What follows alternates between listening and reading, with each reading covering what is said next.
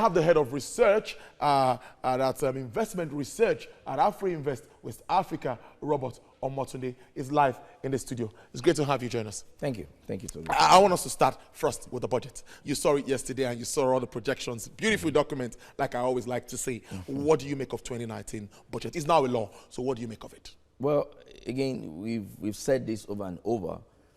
2019 budget is a wishful budget. Wishful budget in the sense that the revenue fundamentals of government may not be able to support the much of spending that we have reared out in the 2019 budget.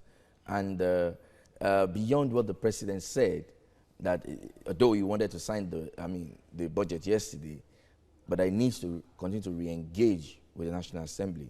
From the National Assembly, the budget went up by 90 billion. 90 billion. But even at the previous level, we still target a wishful budget, because of the weakening revenue sources of government.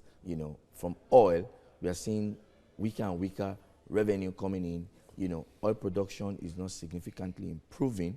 GDP figure that was released last week further showed that weakness.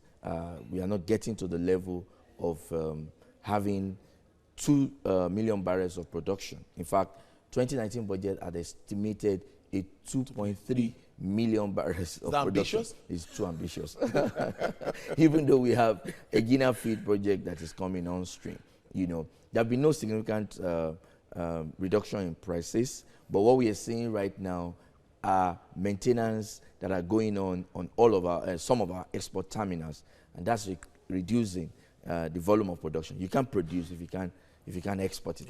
Yeah. So the budget is wishful in the sense that if you look at some of the other non-oil revenue sources, from taxes, even though government is doing a lot in that bit, from independent sources, most especially, since 2015 to 2016 to 2017, we've seen ambitious projections in terms of revenue flows from independent sources, but we've not seen these majorly crystallize, because it was supposed to come from the surpluses from the ministries, departments, and agencies. We've not seen that come on stream.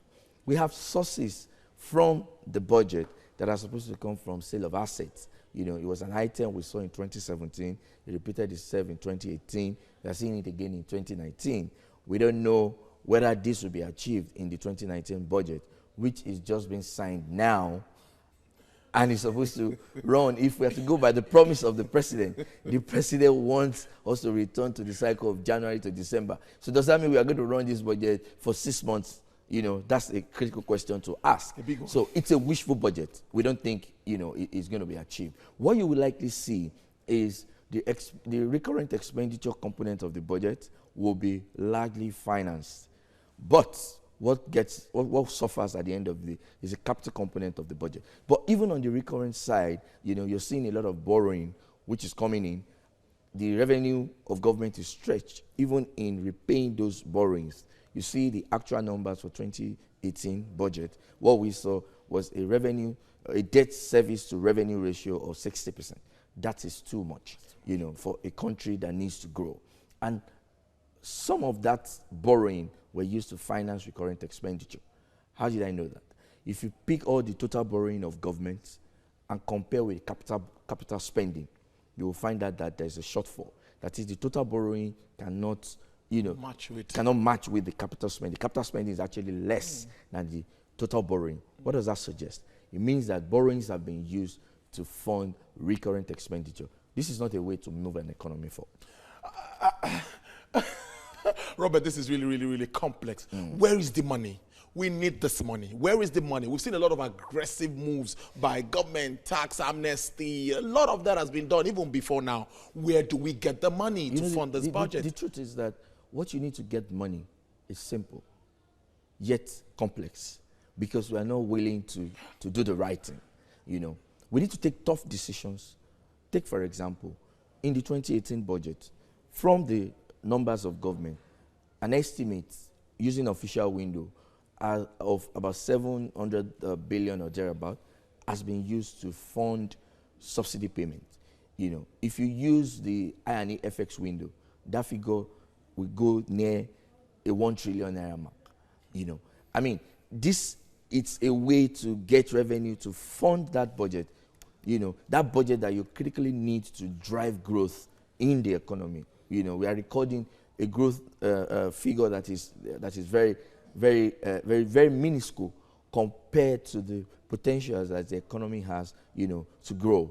I mean, this is an economy, like you read out in your introduction, that can grow double digits, at least for the next 10 years.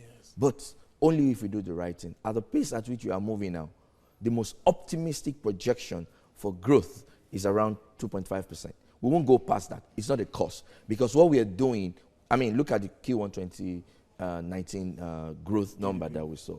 The economy grew at 2.01%. That was a deterioration from the growth level that we recorded in the Q4 of 2018. So to get the money is simple, but we are not ready to do the things that we need to do. First, government spending alone cannot do the much of capital spending that we require to develop infrastructure in Nigeria.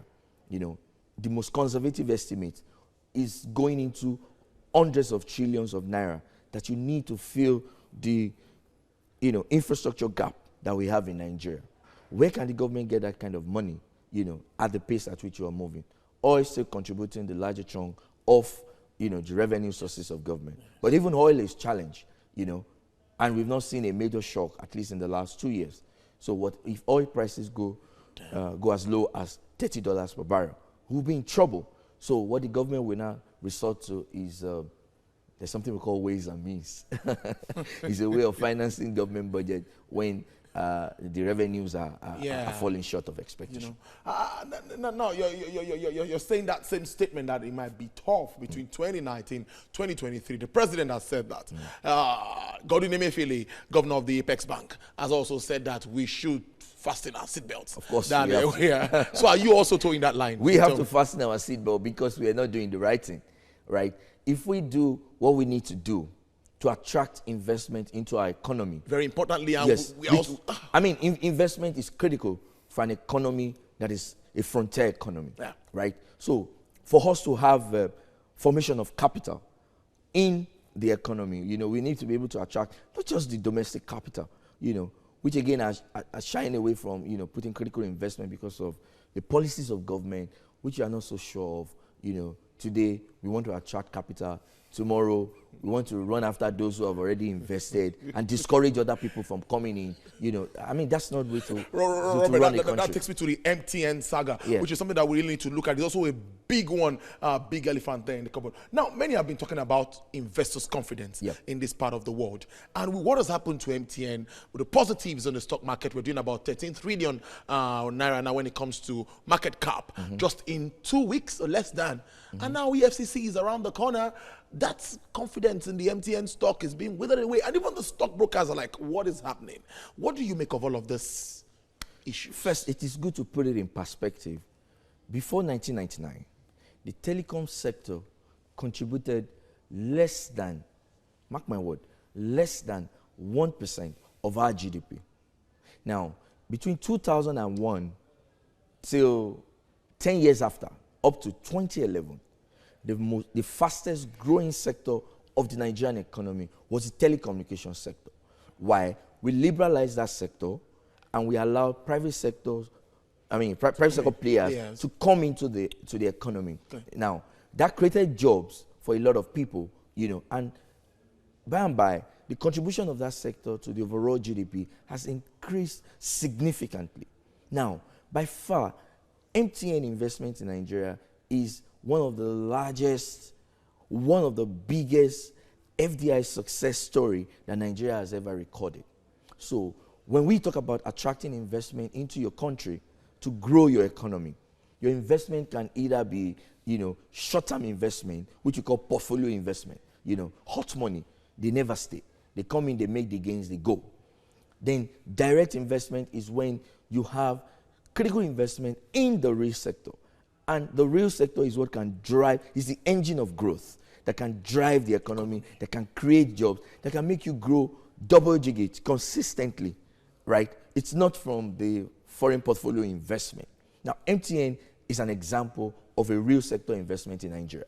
Now, this company has successfully, through the persuasion of government, which is laudable, to list on the Nigerian Stock Exchange. And the shares are listed because of the revenue profile of this company and its growth trajectory, which is still, based on our projection, which is still something to watch out, in the next years to come.